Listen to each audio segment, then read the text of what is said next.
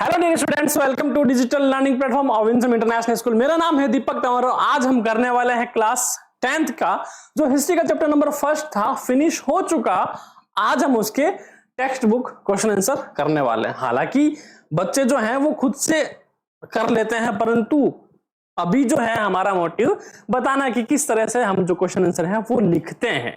तो पहला क्वेश्चन देखो, हमसे पूछा गया भाई जूजेपी मेज़िनी के बारे में, है ना। अब इसका नाम कोई जूसेपी बोलता है, कोई जूजेपी बोलता है, कोई जूइजेपी बोलता है ना। तो उस हिसाब से तो इन शॉर्ट मेज़िनी भाई के बारे में हमसे पूछा है, right a note about it. ठीक है, अब डिपेंड करता है कि कितने नंबर का आपसे क्वेश्चन पूछा है, तो उसी हिसाब से बताना है। और मेरी कोशिश ये कि आपको पूरा बता दिया जाए। आंसर जब भी लिखो हिस्ट्री में, अगर थोड़ा लंबा आंसर हो तो उसको पॉइंट में लिख देना, यूं नहीं कि सारी की सारी घास एक साथ ही टिका दी, तो एग्जामिनर के लिए थोड़ा टिपिकल हो जाएगा आपको नंबर देना। सो अब इसमें स्टार्ट कहां से करना है, जितना आपको पता है भाई। जैसे कि जूजेपी मेज़िनी 1807-1872 was an Italian politician, journalist and activist for the unification of Italy and spearhead the Italian revolutionary movement. His effort helped bring about the independent and unified Italy in place of several separate states, many dominated by foreign powers.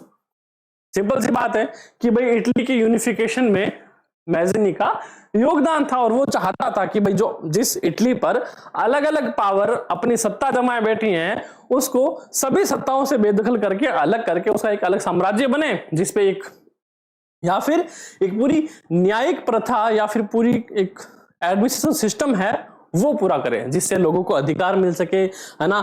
उनके जन्मसिद्ध अधिकार जो हैं, उनका earning rights जो है, उनका food right जो है, मतलब जो भी बेसिक है ना मोरल जो राइट्स होते हैं वो सबको मिल सके। They also help define the modern European movement for popular democracy in a republican state. Mazzini was a fervent advocate of republicanism and envisioned a united, free and independent Italy. अब उसने modern Europe movement को help किया popular democracy in Republic states, मतलब जितने भी states है Republic states में, उन सभी में या फिर आजादी के लिए सभी स्टेट्स के लिए उसने फॉलो किया और हेल्प करा।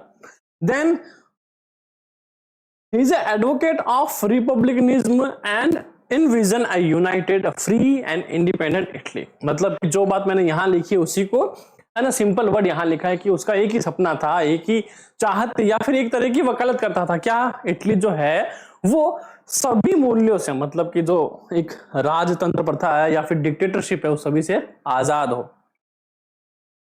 अनलाइक हिज कंटेम्पररी गैरीबोल्डी, उसकी तरह एक बंदा और था गैरीबोल्डी। अब दोनों में फर्क क्या है, देखो गैरीबोल्डी और मेज़िनी में फर्क इतना सा है कि एक जो मेज़िनी है वो खुद की भावना, एक खुद से क्या है, क्रांतिकारी है, खुद से एक रेवोल्यूशनर है, मतलब कि उसे जरूरत नहीं है किसी के आगे झुकने की या फिर किसी के साथ साठगांठ करने की।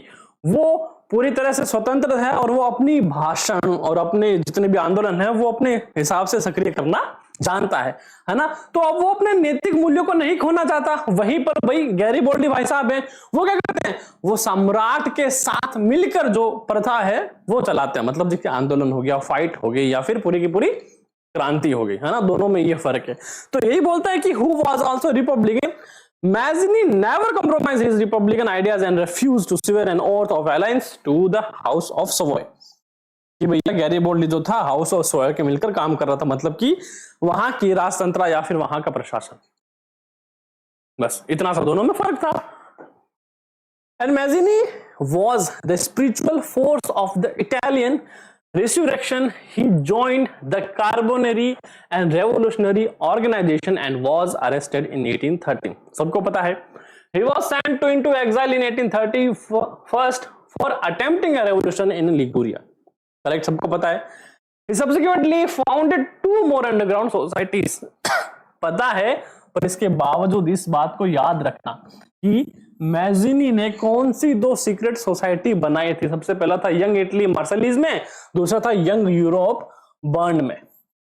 Whose member were like minded young man from Poland, France, Italy and the German state.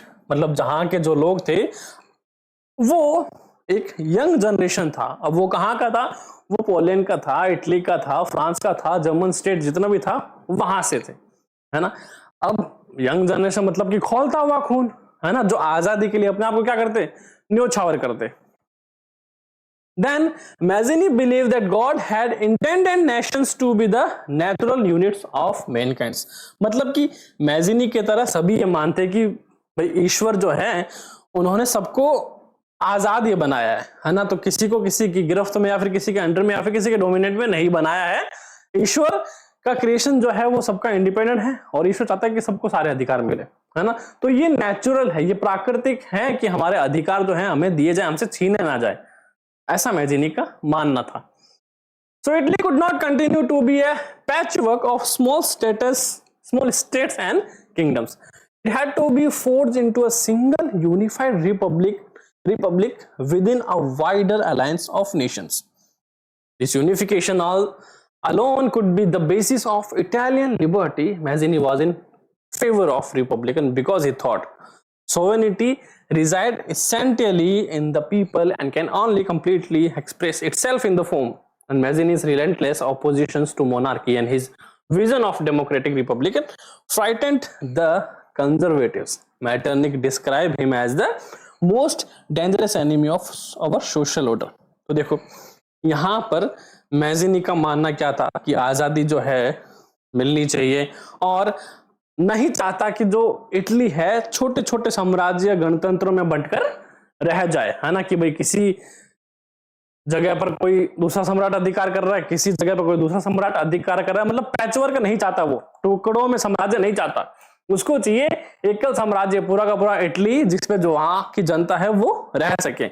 और कहता कि इटली की जनता को उतना अधिकार है और ये जो पूरा बना है ना एरिया, ये जनता से ही बना है ना। तो फिर काफी समय बाद, सालों बाद, हजार सालों बाद एक नया स्लोगन आता है कि जनता द्वारा जनता के लिए, जनता का किया गया शासन, जनशासन या फिर जनतंत्र जो भी है ना। तो ये उभर के मतलब इसी चीजों से एक होता है कि चिंगारी शुरू हुई, तो बस वहीं से हुआ।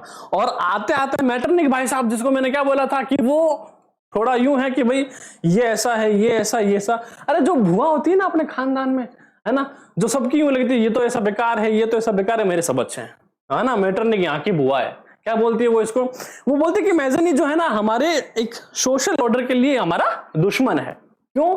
क्योंकि भाई साहब वो उसको पैचवर्क नहीं चाहिए, उसको पूरा का पूरा साम्राज्य चाहिए और वो भी आजाद। ऐसे में तो फिर दूसरे तो बोलेंगे ही, है ना। जिस तरह अगर मैं भारत की बात करूं तो भारत में भी खुफिया संगठन बने थे, है ना।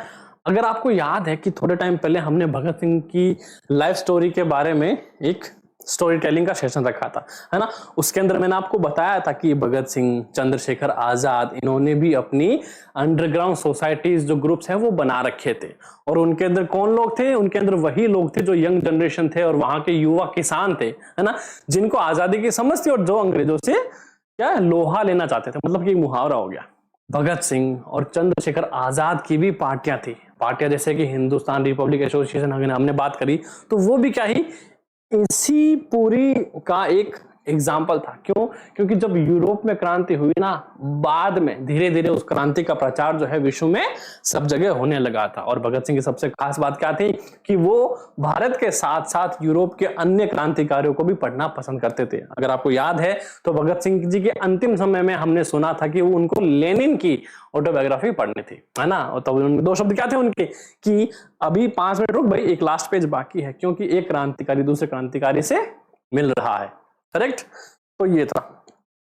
Then young Italy attempt many insurrection but were unsuccessful. कौन सा? एक सीक्रेट सोसाइटी थी किसकी? मैजिनी की, जिसका नाम था यंग इटली। ठीक है, उसने बहुत सारी कोशिशें करी जो कि उसकी कोशिशें नाकाम रही। किसको? इटली को आजाद करवाने की। Then Mazzini failed in his object because he himself lacked some of the qualities of practical leadership. किसकी कमी थी उसमें? लीडरशिप की कमी थी। और यहीं आके गैरीबोल्डी जो है वो अपना दाव खेल लेते हैं, क्योंकि भाई साहब गैरीबोल्डी की लीडरशिप मतलब कि वो एक तरह का यूं है कि भाई कठपुतली है ना, जैसे कैसे नचाया जाता है, he knows very well। तो ऐसे करके यहां पे गैरीबोल्डी बाजी मार लेते हैं। And he underestimate the strength of the opposition. जो कि हमें कभी नहीं करनी चाहिए। इतिहास गवाह है इस बात का कि अगर आपको अपने अपोनेंट को हराना है तो हमेशा अपने अपोनेंट की ताकत का अंदाजा लगा के रखो, और दूसरी बात, कभी भी उसको वीक समझने की गलती मत करना, क्योंकि आपको नहीं पता है कि उसने अभी तक अपनी कितनी पावर को शो किया है ना। क्या पता उसके पास कुछ आखिरी दाव बचा हो, है ना, जो उसका एक परफेक्ट दाव है। तो उसके लिए हमेशा तैयार रहना चाहिए, जो कि यहां पर मैजिनी ने नहीं ध्यान रखा। But in spite of these drawbacks, he is one of the chief makers of Italy. He was responsible for the growth of patriotism. Patriotism मतलब कि जैसे कि हम हमारी देशभक्ति के लिए क्या करते हैं भैया, कविताएं हैं, संगीत हैं, फोटोज हैं, है ना, बहुत सारी चीजें हैं जिससे हम अपनी देशभक्ति व्यक्त करते हैं। तो वैसे ही पैट्रियोटिज्म है एक तरह का भाव कह दो, है ना। और जो देशभक्ति थी, जो मातृभूमि के प्रति एक प्रेम था, एक जज्बा था, वो इन्हीं की बदौलत जागा था इटली के लोगों में, है ना। For a country that exist as yet only in the imagination, कि बस सिर्फ एक इमेजिनेशन में है। जैसे कि भाई भारत है ना, भारत की भूमि हम क्या बोलते हैं भाई, हमारे क्या है, भारत माँ है ना, क्या है, भारत माँ है। तो ये हमारा क्या हो गया, ये हमारा मदरलैंड हो गया, है ना, मातृभूमि होगी हमारी। और यही क्या है, इमेजिनेशन है, बनाई गई, है ना। और इसी इमेजिनेशन के लिए हम क्या करते हैं, इस पैट्रियोटिज्म के लिए, इस भारत माँ के लिए मरने को भी तैयार है कि नहीं। बस ऐसी देशभक्ति जो है वो मैजिनी की बदौलत थी। अगला है Count Camillo de Cavour. Cavour के बारे में मैंने क्या कहा था कि भैया एक मुकेम्बो है ये, है ना। मुकेम्बो बोला था मैंने, बोला था नहीं बोला था चैप्टर में, अगर नहीं बोला तो देखो। ये अमरीश पुरी का जो रोल ना, मुकेम्बो खुश हुआ, है ना, ये वही वाला मुकेम्बो है। So Cavour was a realist who practice realist politics. He allied with France when necessary. कब करी थी, जब जरूरत थी। एंड विद फ्रांस की एनिमी प्रशिया वाज नेसेसरी। मतलब कि ये बंदा अपने दुश्मन साम्राज्य से क्या कर रहा है, संधि कर रहा है। क्यों, क्योंकि उसे पता है कि अगर हमने यहां डेढ़ शानी बात करी तो वापस पंगा अपने ऊपर आ जाएगा। इसलिए एक जो कुरबुद्धि है ना, जो पूरी बुद्धि लगा के अपनी, है ना, पूरी चालाकी लगा के जो काम कर रहा है ना, ये मुकेम्बो वाले काम है। And Cavour use international power to achieve his domestic goals. किसके साथ, इंटरनेशनल पावर के साथ, उठना बैठना भाई उसका। He devoted himself to the liberation of northern Italy from Austrian domination. A brilliant and steadfast diplomat, he played a leading role in the unification of Italy. है ना भाई, जिस तरह गैरीबोल्डी का देखा हमने कि वो सम्राट को एक जूता पहनाते एक फोटो है कि क्या इटली जो है वो हम आपके हवाले, आपके नाम और आपके साथ ही चलेगा।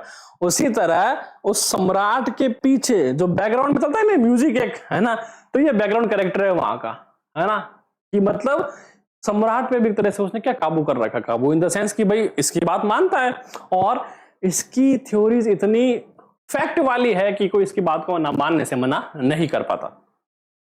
इसके कनेक्शंस, इसकी रणनीतियां, इसके सोचने समझने की शक्ति और इसका एजम्पशन कि आगे होने वाला क्या है, और इटली के यूनिफिकेशन में इस भाई का बहुत तगड़ा वाला योगदान है। So he was distrustful of the reactionary politics in force throughout Europe and particularly their manifestation in the repressive rule of Austria over large area of Italy.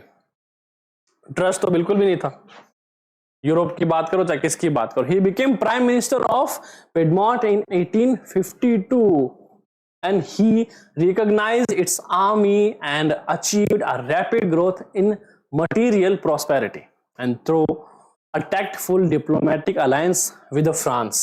With France, Sardinia Piedmont succeeded in defeating the Austria forces in 1859. France के साथ संधि करके इसने किसको हराया, Austria को हराया, है ना। Then apart from regular troops, a large number of armed voluntaries under the leadership of Giuseppe Garibaldi joined the fight. देख रहे हो, है ना, यहां जो है ना गैरीबोल्डी क्या कर रहा है, इनका समर्थन कर रहा है। अगर मैजिनी होता तो वो अलग से चलता, In 1860 they march into South Italy and the kingdom of two Sicilies. जब पूरी जनता गई थी, याद है ना, बताया पूरा का पूरा, एक क्या बोलते हैं उसको, क्या बोलते हैं उसको, रैली निकली थी, है ना। And with the support of the local peasants drove out the Spanish ruler. जिन लोकल peasant को पता ही नहीं था कि हम किस लिए जा रहे हैं, कि भाई इटालिया जो है वो रानी किडनैप हो गई, हम उसको बचाने जा रहे हैं क्योंकि राजा हमारा दुखी है। Thus the Cavour was ultimately successful in the unification of Italy under King Victor Emmanuel II. तो भैया ये वो किंग था, है ना, जिसके अंडर जूसेपे गैरिबोल्डी ने अपने आप को सौंपा, और उसी का बैकवर्ड, इसका बैकग्राउंड कौन था, ये Camillo de Cavour. He however died on June 6, 1861 before the completion of the unification of Italy in 1817. Although Cavour was neither a revolutionary nor a democratic, ना ही तो वो कोई क्रांतिकारी था, ना ही वही कोई डेमोक्रेट था। He played an important role in the unification of Italy. तो भैया उसने एक ऐसे मीडिएटर का रोल किया है जो ना तो पूरा क्रांतिकारी होने का समर्थन करता है, ना पूरा डेमोक्रेट होने का समर्थन करता है ना। वो साम्राज्य के अगेंस्ट नहीं है कि इटली का यूनिफिकेशन उसके अगेंस्ट नहीं है, परंतु कुछ चीजों के अगेंस्ट है। किसके लिए? खुद के लिए। वो चाहता है कि भाई मेरी सत्ता जो है ना वो कम नहीं पड़नी चाहिए, बाकी दुनिया जाए भाड़ में, है ना, उससे उसको कोई मतलब नहीं है। यहां पर है मतलब ये क्रांतिकारियों का साथ भी दे रहा है और जनता की बात भी मान रहा है। Right a note on the Greek war of independence. तो भैया ग्रीक वार की तरह अनटोल्ड स्टोरी ऑफ ब्रिटेन, ठीक है, और हमने देखा उसके अलावा unification of Italy,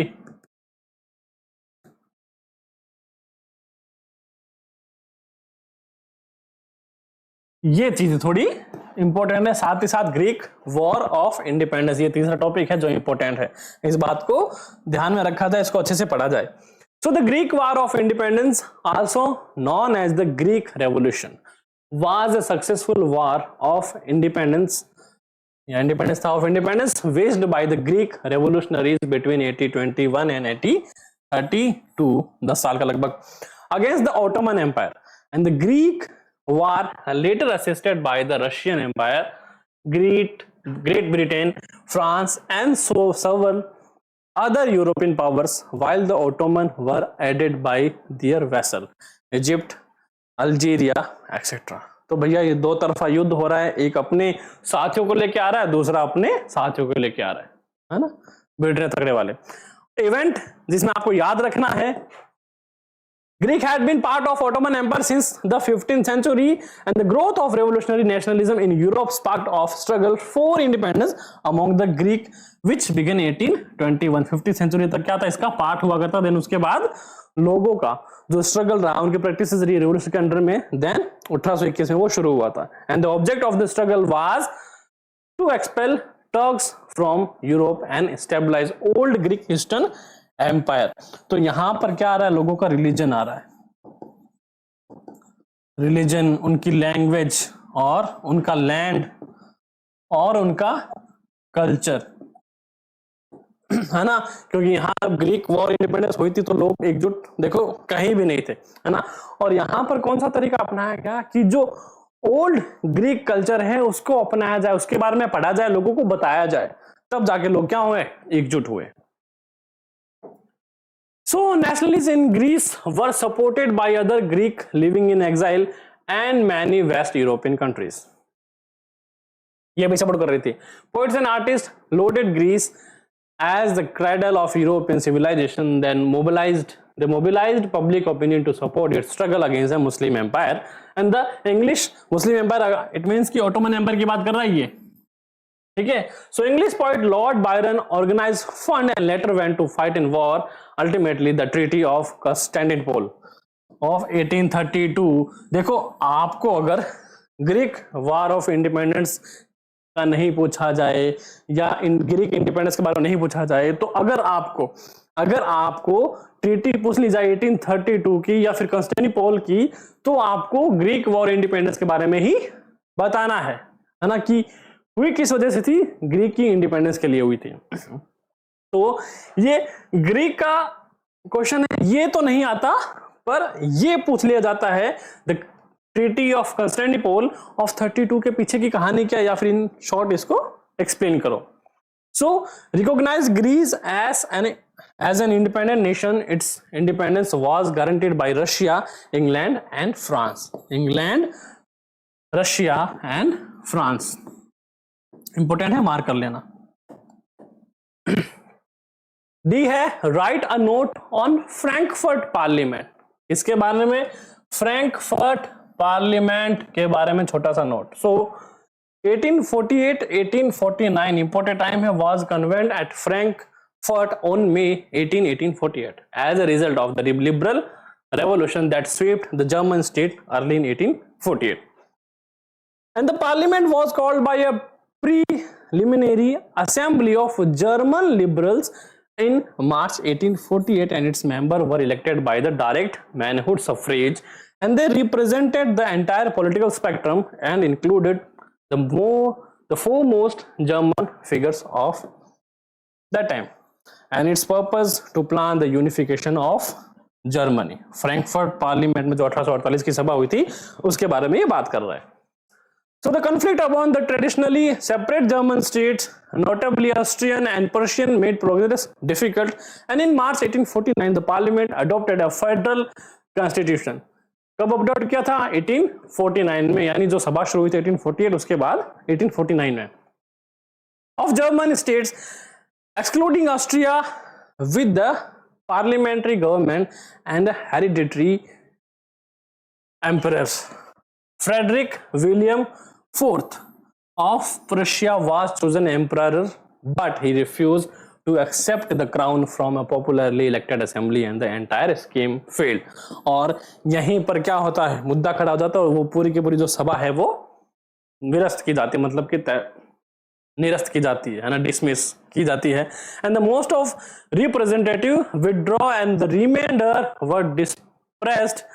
The parliament therefore accomplished nothing as the troops were called and the assembly was forced to disband. क्योंकि वहां जो है, जब ये क्या नाम था, हाँ, फ्रेडरिक विलियम को ताज पहनाया जा रहा था, तो उनको ये लगा कि भाई ताज पहना तो रहे हैं, सत्ता तो दी जा रही है, परंतु पावर जो है वो न्यायिक प्रशासन या फिर न्यायिक तौर तरीके से मेरी पावर जो है छीन ली जाएगी। तो एक मोनार्की का सपोर्ट करने के लिए, एक रिच लाइफ का सपोर्ट करने के लिए उसने ताज पहनने से मना कर दिया। और जब वहां एक आम जनता समूह ने इसका खुलासा किया, खुलासा इन द सेंस कि उसके अगेंस्ट हुए कि क्यों नहीं कर रहे, तो भैया उन्होंने अपने सैनिक की टुकड़ियां बुला ली और पूरी की पूरी सभा डिसबैंड हो गई।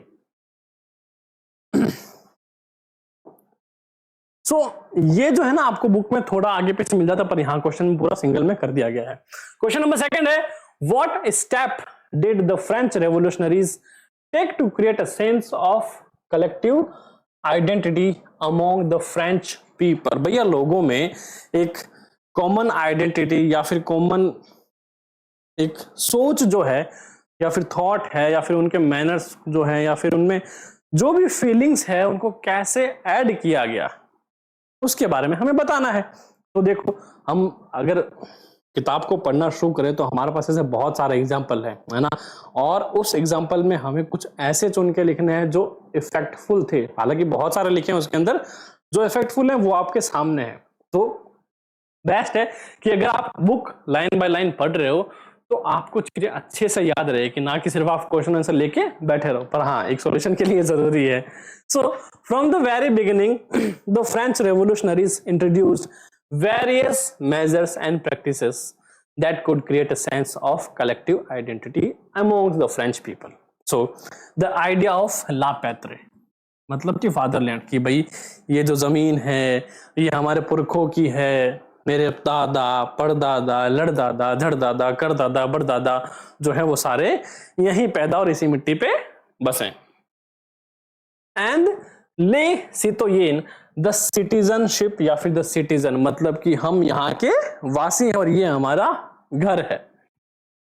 emphasize the notion of a united community enjoying equal rights under a constitution, and the new French flag, tricolor flag, तीन रंगों का फ्लैग था, was chosen to replace the former royal standard, यानी जो पुराना सम्राट का जो फॉर्मल फ्लैग था उसको हटा के तीन रंगों का ध्वज जो है वो चुना गया।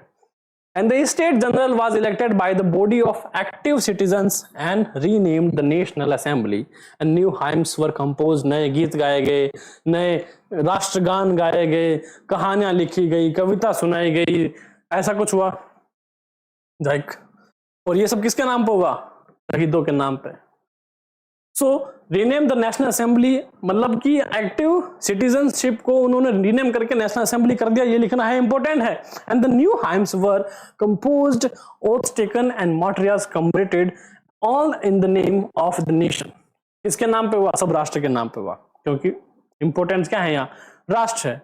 And a centralized administrative system was put in place, and it formulated uniform laws for all citizens within its territory.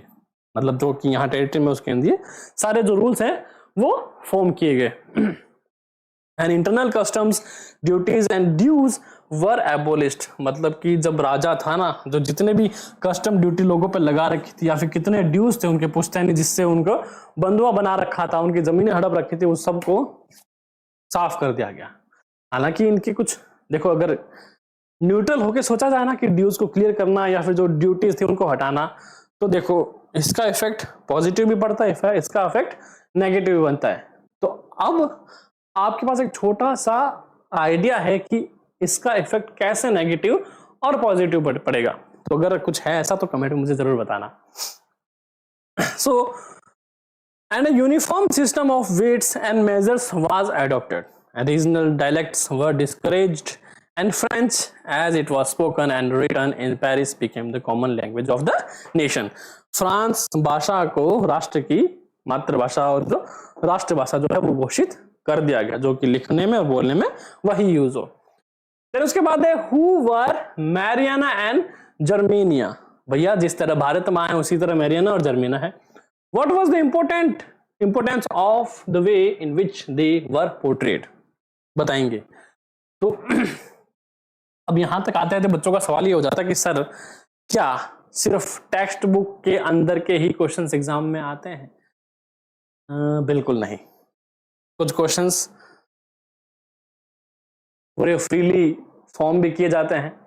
Chapter आपको अच्छे से आना चाहिए, चैप्टर में जो क्वेश्चंस है वो आपके सामने, और अगर आपको एक्स्ट्रा क्वेश्चंस चाहिए, अगर दिल कर रहा है कि सर कुछ क्वेश्चंस और हैं जो आप चैप्टर में से लेके आओ, मतलब कि जो प्रीवियस ईयर्स में आए हैं और या शायद आने की संभावना हो, है ना, ऐसे कौन से रिपीटेड क्वेश्चंस हैं, तो अगर आपको चाहिए तो उसके लिए भैया एक छोटा सा काम तो करना पड़ेगा, कमेंट करना पड़ेगा।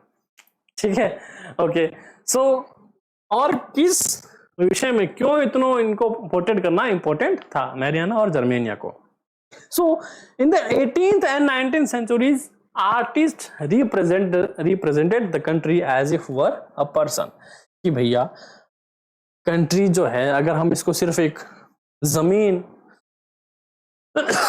मान के चलें तो शायद लोगों को जुड़ा इससे कम हो और कुछ समय बाद ये भूल जाएं, क्योंकि जो फ्रांस में पहले 1789 से पहले की जो क्रांतियां हुई थी, है ना, उसके अंदर कुछ ऐसा सिस्टम ऐसा नहीं था, है ना। एक क्रांति करते और एक समय बाद लोग उसको भूल जाते, है ना, पर दिल में जिंदा थी कि हमने कभी करी थी, भूल जाते, और फिर लोगों में वो आग नहीं रहती। तो जो वहां के जो आर्टिस्ट थे, मतलब यूरोप के आर्टिस्ट थे, उन्होंने जगह को, लैंड को, नेशन को एक पर्सन के रूप में आइडेंटिफाई करना शुरू कर दिया, जिससे कि उनके जो पोर्ट्रेट हैं वो हर पब्लिक प्लेसेस पे लगाए जाएं, ताकि पीपल, आम जनता जो है उससे कनेक्ट कर पाए और हमेशा के लिए याद रखे भाई हम कहाँ हैं और किस जमीन पर हैं। So nations were portrayed as a female figure that sought to give the abstract idea of the nation a concentrate form। सो अब मेरा आपसे सवाल है कि यहां पर बोला गया फीमेल फिगर, तो फीमेल फिगर ही क्यों रखा गया? कोई है बच्चा अगर है तो ये जवाब कमेंट में जरूर बताना कि फीमेल फिगर ही क्यों पोर्ट्रेट किया गया। अगर जवाब नहीं पता तो मैंने चैप्टर में बताया है। So, and the female form that was chosen to personify the nation did not stand for any particular woman in real life, है ना, कि असल जिंदगी की ये कोई औरत नहीं थी। मतलब कि आपने एआई को कमांड दी कि भैया एक सुंदर सी महिला है जिसके हाथ में तलवार और दूसरे हाथ में एक सेफ्टी गार्ड पकड़ रखा है, उसने ऐसी फोटो बना दे, तो उसने एक बढ़िया सी ड्राइंग बना दी जो कि रियल भी नहीं है और पूरा अनइमेजिनेशन भी नहीं लगता। तो ऐसा एक पोर्ट्रेट बनाया गया जो एक वास्तविकता से बिल्कुल अलग हो, है ना। क्योंकि अगर वास्तविकता देखी जाए तो इस समय पर महिलाओं को इतनी आजादी नहीं थी, खास करके कपड़ों की, पहनने की, और जिस तरह का पहनावा, जिस तरह का नेशन पोर्ट्रेट शो किया गया है, उस तरह का जो कल्चर इन द सेंस की जो रहनावा है वो बहुत अपर क्लास का था, मतलब ठीक है। और दूसरी तरफ उस पोर्ट्रेट में ऐसा शो किया गया कि वो सबसे कनेक्ट कर सके, है ना। तो ऐसा एग्जाम्पल रियल लाइफ में एग्जिस्ट करता ही नहीं है। Thus in France, she was Christian Mariana, a popular Christian name which underlined the idea of people's nation, है ना। मतलब ये वो महिलाएं थी जो एक एग्जाम्पल थी कि हर तरह से क्या है, हर तरह से इक्वल है। कि अगर आप किसी रियल पर्सन को आइडेंटिफाई करके करो तो देखो हर इंसान ऐसा नहीं है जिसने गलतियां नहीं करी हो, और हर इंसान ऐसा भी नहीं जो हर वक्त गलतियां करता रहे, है ना। तो कहीं इसमें भेदभाव ना हो जाए इसलिए उन्होंने ऐसा कुछ किया। पर फीमेल फिगर ही क्यों, वो आप मुझे कमेंट में बताओगे। सो हर characteristics were drawn from those of liberty and the republic, the red cap, the tricolor and the cockade.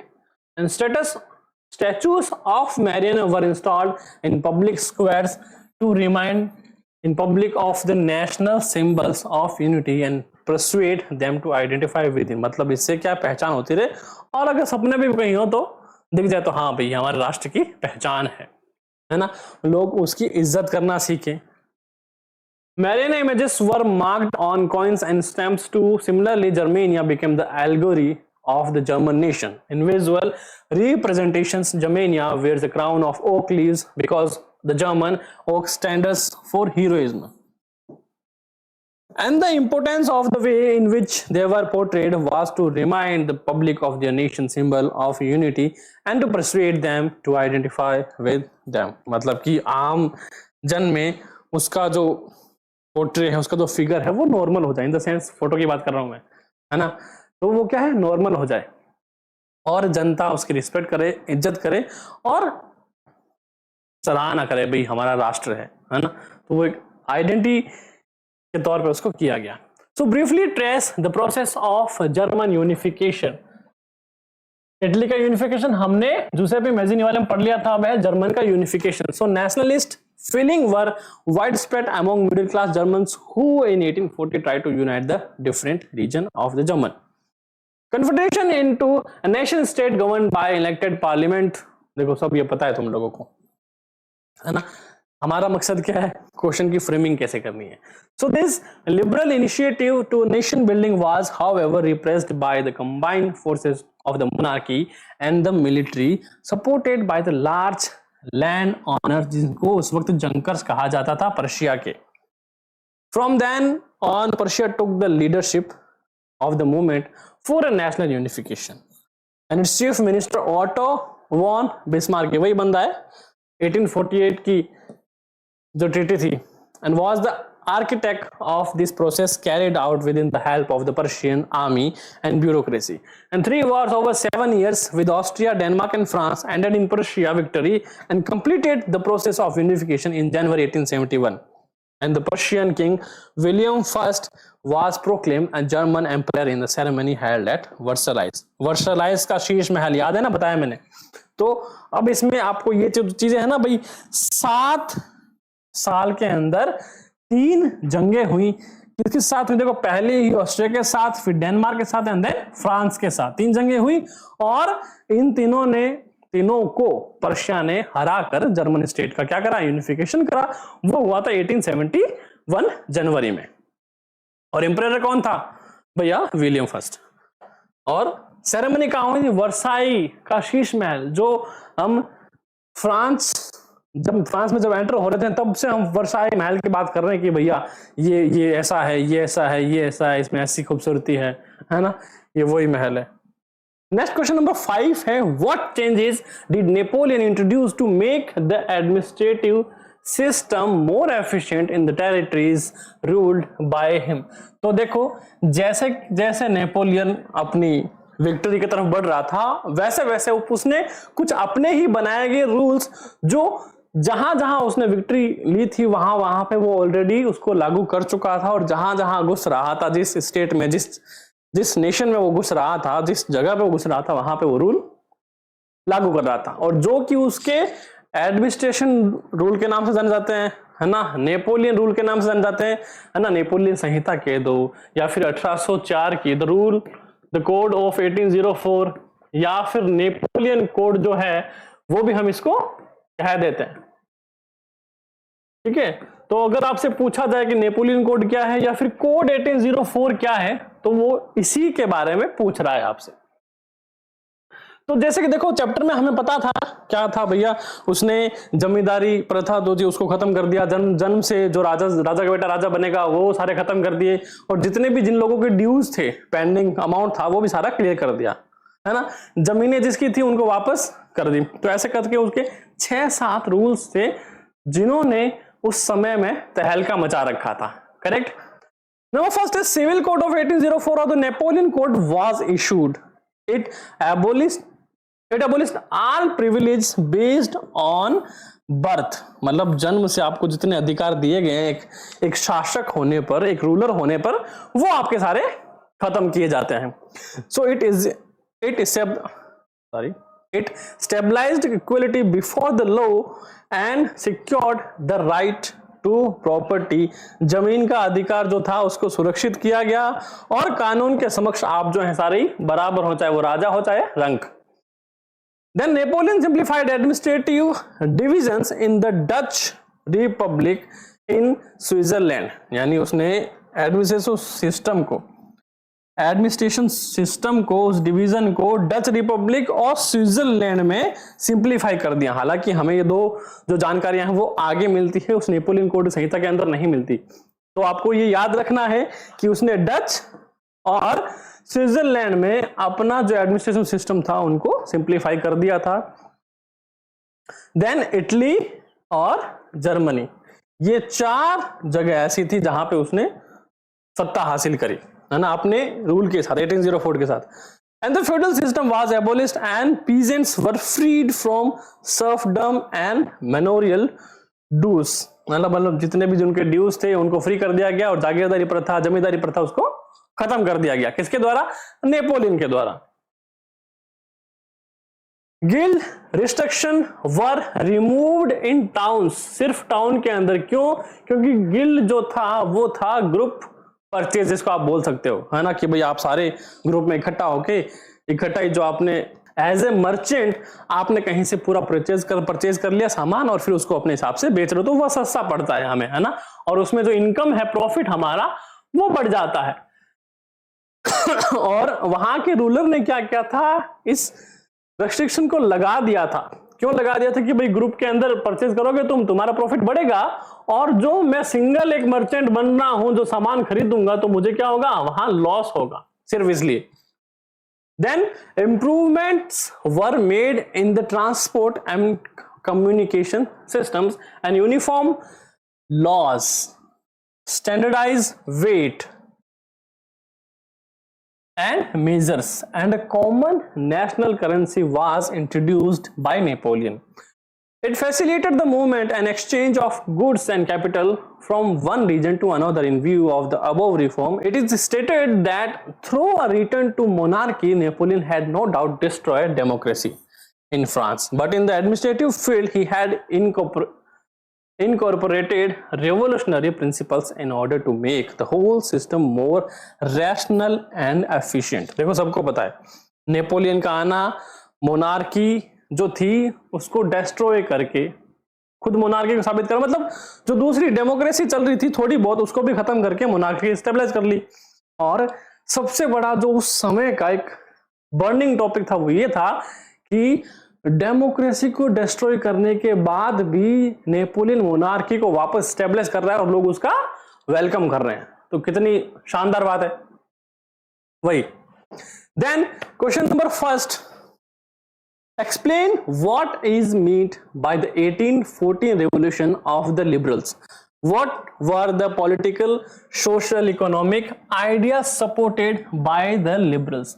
तो देखो ये क्वेश्चन अब बड़े वाले क्वेश्चंस में आ गया है और हमसे पूछा गया है कि 1814 का जो रिवॉल्यूशन था लिबरल्स का वो क्या था, what were the political, social, economic idea support by the liberals, और कौन कौन से आइडियाज जो लिबरल द्वारा वो सपोर्ट किए गए। So since the French revolution liberalism had stood for the end of autocracy and clerical privileges, a constitution and representative government through parliament.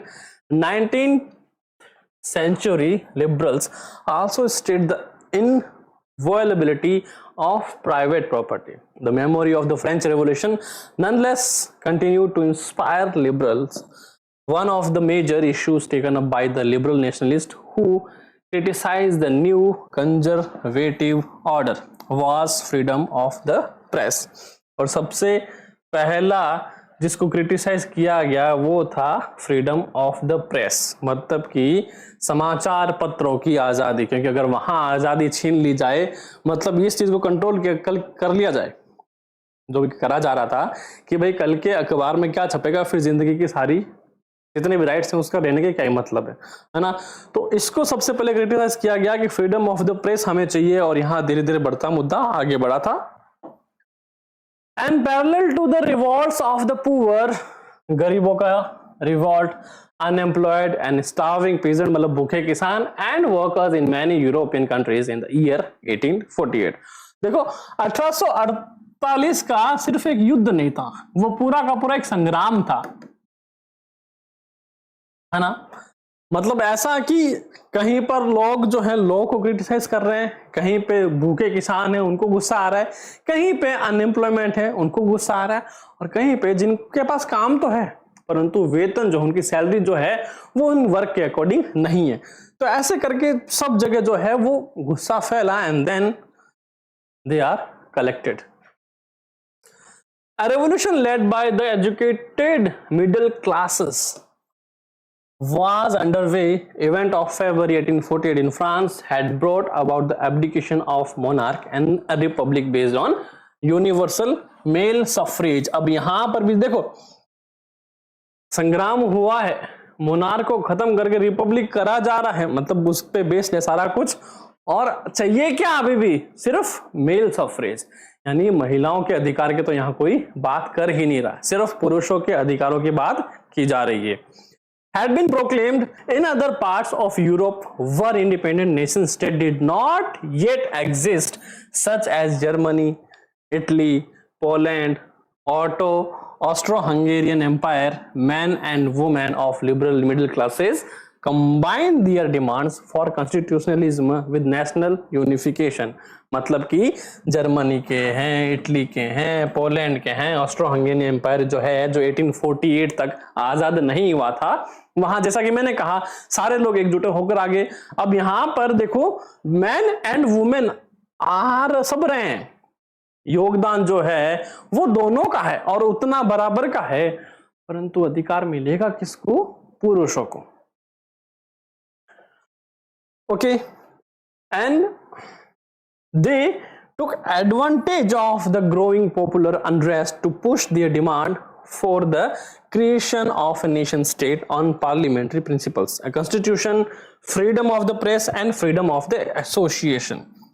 तो यूं है कि जब एक चीज हो रही हो ना, जैसे कि अगर भूख हड़ताल हो रही है या फिर कोई विद्रोह हो रहा है, आमदनी के लिए हो रहा है, काम के लिए हो रहा है, ये सब तो अलग ही चल रहा था, है ना। ये चल रहा था उन कंपनियों के मालिकों के खिलाफ, कंपनी के जो कर्मचारी है वो कर रहे थे, है ना। और दूसरी तरफ क्या है, छोटा सा जो एजुकेशन मिडिल क्लास ग्रुप है ना, वो कर रहा है संविधान के लिए यहां पर। तो उन्होंने क्या करा, जो संविधान के लिए कर रहे हैं ना एजुकेटेड मिडिल क्लास, उन्होंने उन सभी लोगों को अपने पक्ष में कर लिया, इन द सेंस कि सबको ही एक साथ कर लिया, है ना। तो रिवोल्ट हो रहा था अलग अलग काम के लिए, सबने बोला एक साथ आ जाओ, पूरी की पूरी तुम्हारी लिस्ट बनाएंगे, है ना। और हम सब जब एक हो जाएंगे तो सत्ता पर दबाव पड़ेगा, तो सत्ता को ये काम मजबूरन करना पड़ेगा ना चाहते हुए भी। क्यों? क्योंकि हम अब एक हैं, है ना। तो ऐसे करके ये पूरा जो है ग्रुप सिस्टम बना था। तो question number second, how was the history of nationalism in Britain unlike the rest of Europe. तो देखो, the untold story of Britain में एक बहुत बढ़िया सी चीज समझा रखी है कि जब हम इटली रिवॉल्यूशन की बात करते हैं, जर्मनी की बात करते हैं, तो है ना, ग्रीक की बात करते हैं, तो उस समय क्या हुआ था, उस केस में उनको जंगें लड़नी पड़ी, लड़ाइयां लड़नी पड़ी। पर ब्रिटेन केस में ऐसा नहीं है।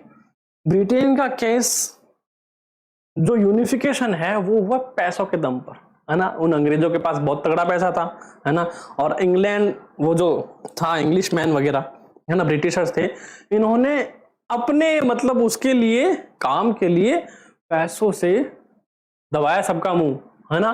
और पूरी स्ट्रेटेजी अच्छी तरह से यूज करी कि लोगों को पता ही ना चले बाहर कि हमें क्या है, यहां पर चुपचाप हमसे जो है अधिकार हमारे छीन लिए गए, है ना। तो जो अंदर रहे ब्रिटेन में वो तो वही रह गए और कुछ वहां से छोड़ के चले गए जिनको वो मंजूर नहीं था।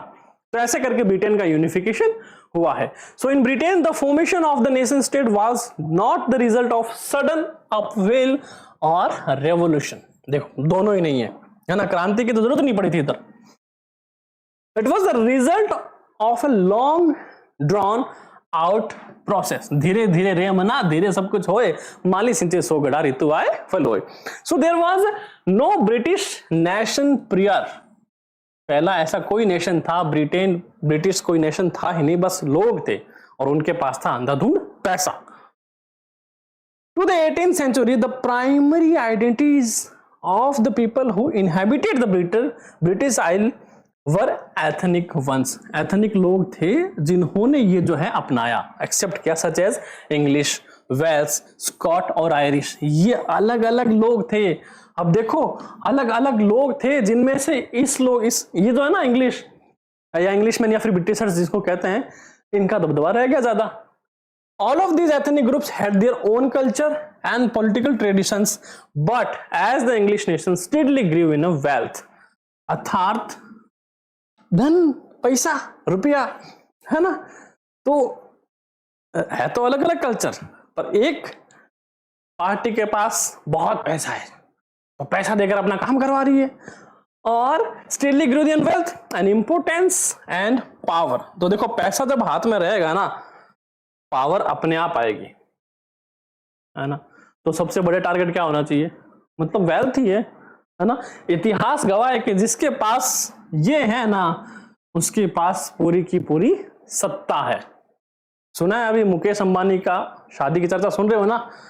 कब ये शुरू हुआ था, अब तक चल रहा है। दुनिया भर के popular singers, world wide singers, जिनको जो कंपनियां हैं वो हायर नहीं कर पाती क्योंकि वो अफोर्ड नहीं कर पाती उनको, और एक अकेले मुकेश अंबानी ने कहां बुलाया उसको, इंडिया में।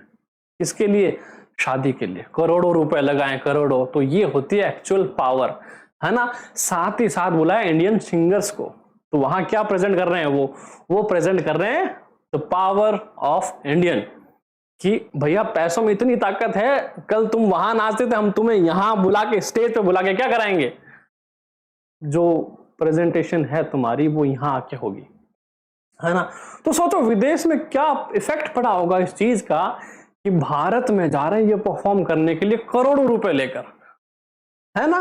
तो किसकी पावर है भैया, वेल्थ की पावर है। तो पैसा सब कुछ है, बात खत्म, पैसे से ऊपर कुछ नहीं। So it was able to extend in influence over the other nations of the islands, the English Parliament, which had seized power from the monarchy in 1688। हालांकि जब देखो, मोस्ट ऑफ क्लासेस में क्या होता है, जब आपको पढ़ाया जाता है, ऑफलाइन की बात कर रहा हूं मैं, है ना, ये चीजें बताई जाती नहीं क्लास के अंदर, टीचर स्किप कर देता है। भाई ठीक है, इनके पास वेल्थ थी, इन्होंने कर दिया, परंतु एक चीज को सोच के देखो, पैसों से इसने क्या करा है, ना युद्ध हुआ, ना कोई जंग हुई, चुपचाप दबा दिया। और हमारे पास तो जबकि रियल लाइफ एग्जांपल है मुकेश अंबानी, है कि नहीं, है ना। तो जो चीजें स्किप हो रही है ना, वो आपको यहां मिलेगी। तो देखो, the English parliament which had seized power from the monarchy in 1688 किससे ले रहा है? मतलब बंदों के पास पैसा इतना है कि मोनार्की से अपनी पावर ले ली 1688 में। At the end of the protracted conflict was the instrument through which a nation state with England its center and came to be forged. And the Act of Union, ये ऐसा act है जिसने सबको क्या करा, एक पूरे के पूरे ग्रुप में बाउंड कर लिया, ठीक है। और एक्ट ऑफ यूनियन के यहाँ अंतर्गत ही लोगों ने अपनी जो भी बचा खुचा कल्चर था वो इसके अंदर में शामिल कर लिया। तो एक्ट ऑफ यूनियन 1707 पूछ लिया जाए तो ये बता देना बिटवीन इंग्लैंड एंड स्कॉटलैंड, किसके बीच में हुआ था? इंग्लैंड और स्कॉटलैंड के बीच में एक संधि हुई थी जिसके अंतर्गत आप अपना सब कुछ छोड़ दो, बस हमें शामिल हो जाओ, इतना सा था। और वो भी किस तरह से देखना, that result in the formation of United Kingdom of Great Britain meant in effect that England was able to impose its influence on Scotland, है ना। कि बोला तो प्यार से, अरे कुछ नहीं करना, बस आप और हम क्या एक हैं, एक हो जाएंगे, साथ में मिलकर सत्ता चलाएंगे। पर जैसे ही एक्ट ऑफ यूनियन पे साइन हुआ, पूरा का पूरा स्कॉटलैंड पे क्या बढ़ गया? इन्फ्लुएंस बढ़ गया, किसका? इंग्लैंड का। And the British parliament was henceforth dominated by its English members, and the growth of British identity made that Scotland's distinctive culture and political institutions were systematically suppressed. इनका पूरा का पूरा कल्चर, पॉलिटिकल राइट्स, इंस्टीट्यूशंस जो भी थे वो पूरे के पूरे सप्रेस कर दिए गए। And the Catholic claims that inhabitant the Scottish highlands of terrible repressions whenever they attempt to assert their independence, and the Scottish Highlanders were forbidden to speak their Gaelic language or wear their national dresses, and the large numbers were forcibly driven out of their homeland. मतलब कि उनको अपने cultural कपड़े पहनने से मनाही, Greek language जो इनका लैंग्वेज था वो बोलने से मनाही, आप अपने खिलाफ अधिकार के लिए लड़ भी नहीं सकते, ठीक है। और जिनको ज्यादा ही मची है कि भैया हम जो है ऐसा नहीं करेंगे, तो भैया चुपचाप तो यहाँ से रवाना हो जा, क्या कर दिया? निकाल दिया, उनको मजबूर कर दिया लोगों को एक जगह से दूसरी जगह से शिफ्ट करने के लिए।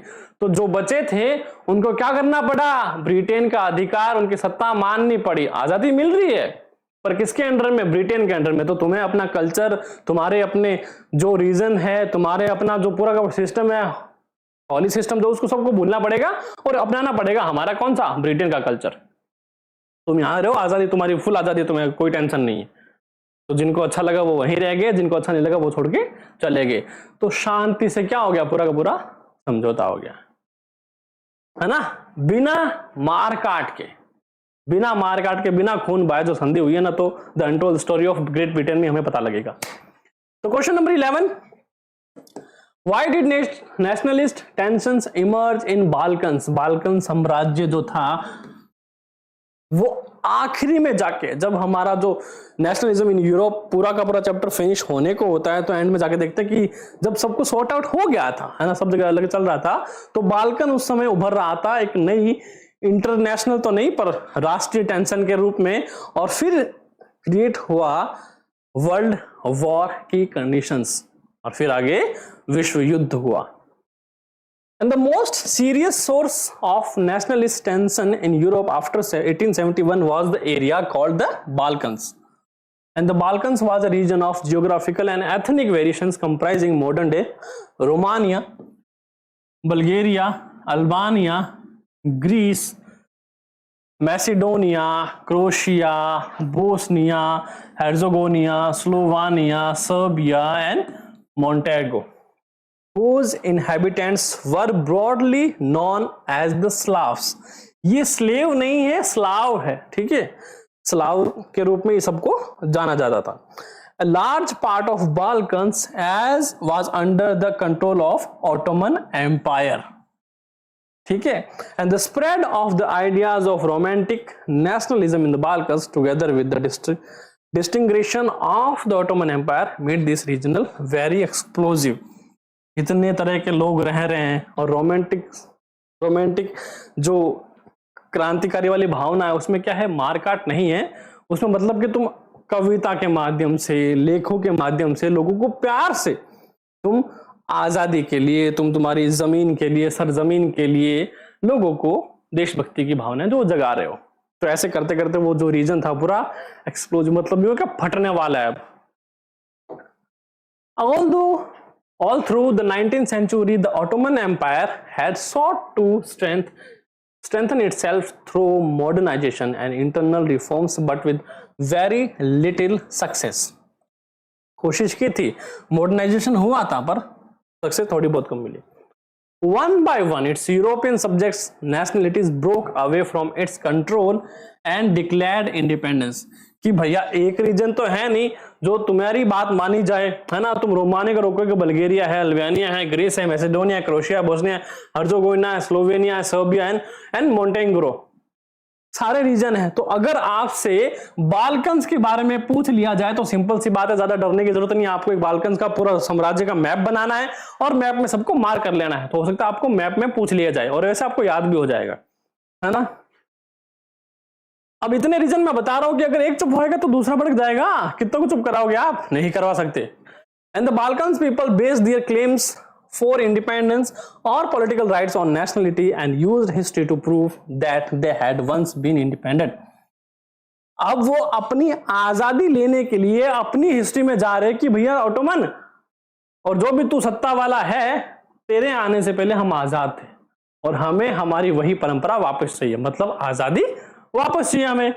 But had subsequently been subjugated by foreign powers, और तुम फॉरेन पावर्स ने हमारा अधिकार जो छीन लिया। Hence the rebellious nationalists in the Balkans thought of their struggles as attempt to win back their long lost independence.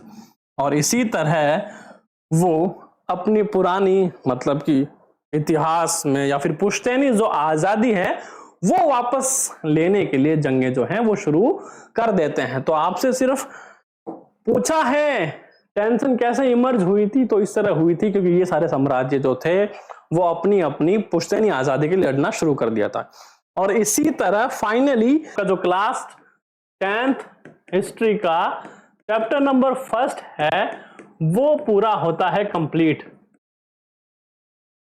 ठीक है, अब हम नेक्स्ट सेशन से चैप्टर नंबर 2 शुरू कर देंगे। तो अगर आप चैनल पर नए हो, पहली बार मुझे देख रहे हो, तो चैनल को सब्सक्राइब कर ले। और आपको यहाँ पर क्लास 6 to 12 से कंप्लीट एनसीईआरटी का जो कोर्स है वो आपको मिलेगा। साथ ही साथ आप जेई, नीट, यूपीएससी की प्रिपरेशन भी कर सकते हो, उसका कंटेंट भी आपको यहाँ अवेलेबल है। और इसके अलावा आपको जीके शॉर्ट्स, लिटिल बाइट्स और नॉलेज बाइट्स, साइंस बाइट्स भी आपको यहाँ शॉर्ट्स में देखने को मिलेगी। तो ऐसे ही अमेजिंग जानकारी के लिए करते रहे इसको फॉलो, एंड फिर मिलेंगे नेक्स्ट सेशन में। तब तक के लिए stay tuned on Vinson digital learning. Thank you.